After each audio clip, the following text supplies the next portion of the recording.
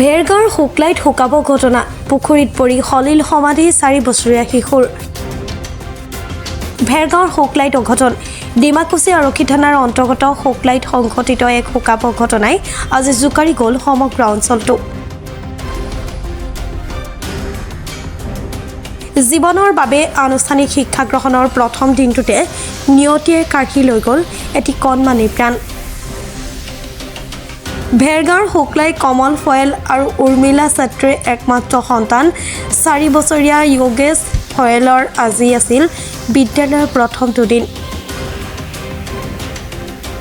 হাজি কাছি হাঁহি মুখেৰে বিদ্যালয়লৈ বুলি ওলোৱা 4 বছৰীয়া শিশুটি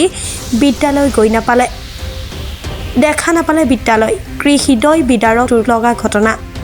আজি বিদ্যালয়লৈ বুলি কোচ লৈছিলহে কণমানি শিশুটিয়ে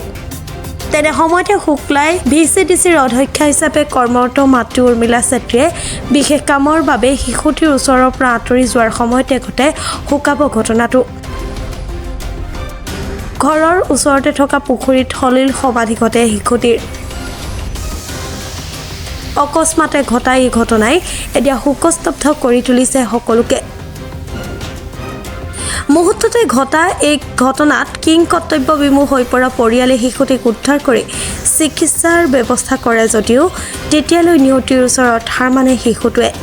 4 বছৰীয়া কণমানি শিশুটিৰ মৃত্যুৱে এতিয়া সকলোৰে চকুত বোৱাইছে চকুলো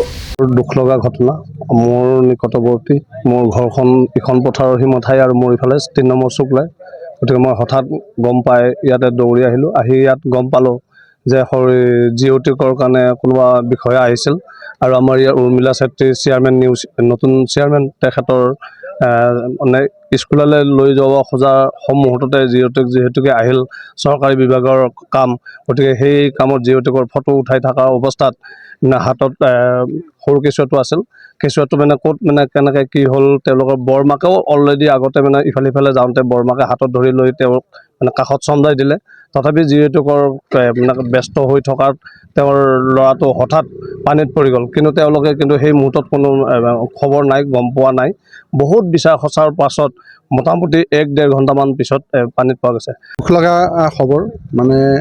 আমাৰ 3 নং শুক্লাই আমাৰ নৱনিযুক্ত চেয়াৰমেন উৰ্মিলা ছাত্ৰী তেওঁৰ হাজবেণ্ড হ'ল কমল ফুয়েল তেখেতৰ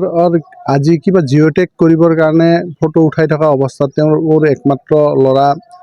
বয়স বোধহয় 4 বছৰমান হ'ব নামটো মই সঠিক ক'ব নোৱাৰোঁ ওচৰৰে এটা পুখুৰী আছিল যিটো মানে বৰিঙৰ কাষৰ সৰু পুখুৰী তাতে পৰি এই অকস্মাত মানে তেওঁলোকৰ গম পোৱাত দুৰ্ঘটনা ঘটিল আৰু মৃত অৱস্থাত তেওঁলোকে